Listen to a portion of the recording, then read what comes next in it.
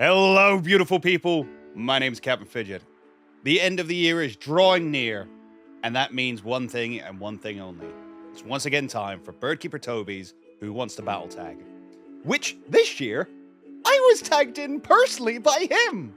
I should expect so. We've become quite close friends. I mean, we collabed. We got another collaboration coming out either soon after this one or just before it. Not sure. We're working on it. And we've even met up in person a couple of times. He's genuinely a great guy, and someone I'm glad to now be able to call a friend. But enough about him. Let's talk about me! If you don't know, the Who Wants to Battle tag is an opportunity for creators to look back on the previous year, to reflect on their channel, their growth, Pokemon in general, the things that have come out, and to look forward as well to what the future might hold for our channels. So without any further ado, let's get into it. Question number 1. My favorite Pokemon from Scarlet and Violet. Well, in case you couldn't tell, I'm personally a big fan of doggos. So, when Scarlet and Violet trailers showed us both Fido and Grievard, I figured it'd be one of those. Weirdly, it turned out not to be either of them, but actually the third dog that this game gave us. Most importantly, its evolved form, Mabostiff? Masbostiff. How do you say its name? Mabostiff. Yeah, the S comes after. Mabostiff. There are two main reasons for this. One is the Path of Legends. The story with Arvin trying to bring his Mabostiff back to full health broke me. I am known in my community for being fairly emotional when it comes to video games. When I played through Legends Arceus on stream and found out that the old noble Arcanine had died, I literally cried there and then. On stream, I'm not ashamed of it. Oh. No! A very similar thing happened when I saw Arvin reveal his Mabostiff for the first time and saw that it was very sick and needed healing up with the Herba Mystica. It broke me inside. So that's one main reason why I love it. The other is the fact that when I first played through Pokemon Violet, I did a skip at the beginning of the game. So there's an area right at the start where if you go up onto the hill, you can throw your Pokeball across this gap, and I hadn't even gone to school. So I was running around the entire region without even access to Miraidon. And one of the first Pokemon I caught was Mashchief. And I saw it and I was like, oh look, a new dog that we hadn't been spoiled on, that hadn't been shown to us in trailers. I'll catch it. It was one of the highest level Pokemon I had. It didn't even listen to me when I first caught it because it was that high. And I purposely went out of my way to go and get gym badges so that I could add it to my team. And it very quickly became one of the strongest and most stable members of my team during that playthrough. So yeah, Mabostiff, best Pokemon of Scarlet and Violet. Question number 2. Why is your YouTube name what it is? There is a bit of a story here. So Captain Fidget was my first ever D&D character, Dungeons and Dragons. He was a halfling pirate, went on to become king of the pirates, and I played him for many years. And when I started my YouTube channel, I didn't want to put my name down. I didn't want to put Connor down because I figured if I was going to get any sort of backlash, any kind of rough comments, if they weren't saying my name, it maybe wouldn't feel as harsh. That was my thinking. So I wanted to use a different name, but a name I was comfortable going by. So the only name that I've ever had people call me for years, other than my own, was Fidget. The thing is, when I went to go and get my Gmail, captainfidget@gmail.com was already taken. So at that point, I figured, oh, well, we better not use the name Captain Fidget. I'll come up with a different name, but still use the Fidget handle. And I landed on the name Uncle Fidget, because at the time, it was my nieces and nephews who were getting into Pokemon that inspired me to start my channel anyway. And I kind of figured it was only going to be them watching it anyway. As the channel grew, the name suddenly wasn't as... Let's just say the internet's a mean place and leave it there. So I changed it from Uncle Fidget to Captain Fidget, ignored the fact that we didn't have access to captainfidget@gmail.com, changed my Twitter handle to CapFidget because, again, Captain Fidget was already taken. And looking back on it, I'm glad I changed my name from Uncle Fidget I'm not convinced I'm happy with the name Captain Fidget, but I wonder if I'm stuck with it now because that's the name that my channel has blown up under. I guess that's always going to be a thing when you're a content creator, is not knowing whether you're happy with the name you go by or not. Oh well, it's better than using my real name. Question number 3, best video I've made this year. This is quite a difficult one because there's almost 3 that I want to say. One is, believe it or not, it's not too soon for Scarlet and Violet. It's not my favorite video by any stretch of the imagination. It's not one I'm particularly proud of anymore, considering that it was verifiably false and a lot of the stuff I said in it was just completely inaccurate. But it is the video that helped my channel to blow up. It's the video that helped people like Birdkeeper Toby find me.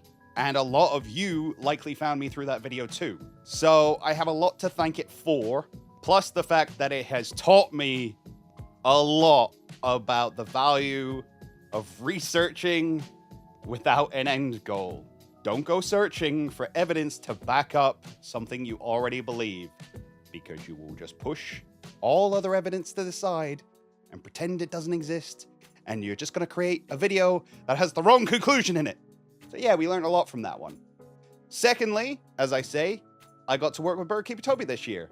So the video we did on my channel about space-time rifts and how lots of things in the Pokemon universe seem to tie back to wormholes and exploring the science of that and working out exactly what the inspiration for all those things was, it was fascinating to me. And I certainly learned a lot from it. Hopefully I was able to pass that knowledge on to the best of my ability. I'm not a physicist. I did my best. But the one that really stands out for me is my best performing video of the year, is my one about why Regigigas has slow start. I really enjoyed looking up everything for that, falling into a research hole and looking into religion and history. I always enjoy it when you can use a game like Pokemon as a springboard to learn about the real world. I believe it's referred to as tangential learning. It fascinates me, and it's what I want my channel to be about for the foreseeable future. Which leads us nicely on to question number 4. What to expect from you in 2023? It's difficult to say, really. I want to stick with the theories. The theory videos was an experiment that we started at the beginning of this year. We had been doing gameplay up until then. I turned around to my editor, Lewis, and said, I'm not comfortable. I'm not happy with the quality of product that we're putting out there.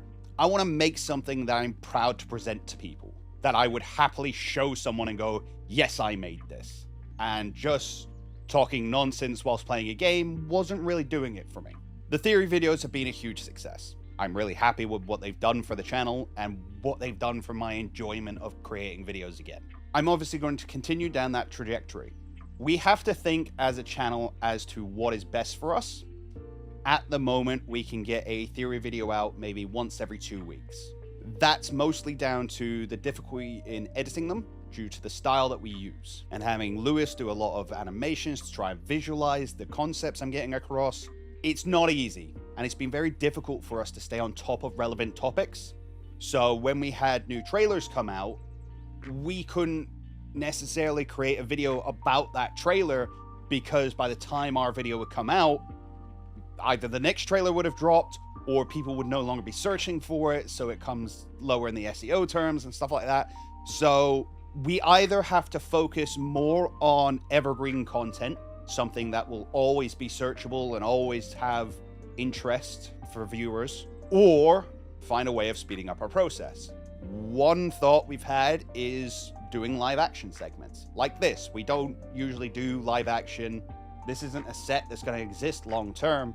This is quite literally my living room. I apologize if you can hear cars in the background. My bedroom, where I usually film and record, is not necessarily suitable for live action, and I don't have another office space for it. So that would be an obstacle to overcome in and of itself. But the other thing would be we have an established format now, which people know and like, and people enjoy the editing that we do. I constantly read comments about how well our videos are produced, which is great. I love hearing that. That's fantastic. We've just got to come up with a solution for how to get quicker turnaround. So more experimentation, but we're sticking with the theories. Number 5, what's a milestone for you for next year? This is a difficult one for me because at the start of this year, I set a milestone of hitting 5K. I figured it was a stretch goal and not something we were likely ever going to hit. After all, it had taken us almost a year and a half to hit 1K. We weren't going to hit 5K by the end of the year. We did it. We hit it. I'm really amazed. 10K by the end of the year. Another few videos hit 100,000 views. I don't know. If I'm being honest, a milestone for me would be more of a personal goal than anything from the analytics. In fact, the goal would be to not care so much about my analytics. It's something that affects me emotionally, affects me deeply, to the point where when I had a couple of videos blow up, I didn't feel like I deserved it and beat myself up about it. Then when the views started falling, I felt like it was my fault somehow and beat myself up about it. So I allow my analytics to get to me far more than I probably should. So I guess what I'm saying is a good milestone for me would be not caring as much about my analytics, about my views, about how many subs I've gained, and actually just enjoying creating again, enjoying the community that I've built, and enjoying the process of having a YouTube channel. Surely that's the goal of everybody, right? Then finally, number 6, recommend 3 channels with less subscribers than yourself. Toby made this difficult for me because he already tagged one of the people I want to call out. Plus, he then went and called me out in his video. But yes, number 1, Not So Ace Trainer. As far as Pokemon theorists go, especially smaller creators, he is someone who I have watched all year, non-stop. Honestly, I love his tinfoil hat theories. I love the fact that he embraces that and isn't afraid to just say what he thinks and what he believes about this franchise, which he clearly loves so much. Also, his hair is gorgeous and I'm very jealous. Then there's someone who I personally met at the Pokemon World Championships. Her name is Strawberry Tofu. Wonderful person and a fabulous content creator. She makes slightly longer essays about Pokemon. One of my favorite ones is all the LGBT representation within Pokemon. Amazing, absolutely loved it. A truly incredible content creator who you should definitely check out, and an all-round wonderful person. You can't ask for more. Thirdly, and this might be cheating, but there's this podcast I've been listening to. It's called the Goldenrod Podcast. Comes out every Friday, 7 p.m. UK time.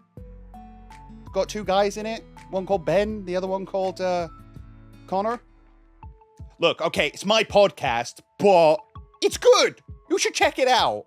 I can't recommend it enough. Which only leaves me with the task of tagging 3 people. First, I'll tag Strawberry Tofu. Secondly, I'll tag Ben from the Goldenrod Podcast, or as his channel is known, Professor Hoenn. Also worth checking out. He does a lot of Pokemon challenges over on his channel. Well worth checking out. And thirdly, you. Yeah, let's use the cop-out one. You should do this. If you are a small content creator or even a large content creator and want to do this tag and haven't been tagged in it yourself yet, take this as your opportunity to be tagged in it. And with that, that's going to do it for today, guys.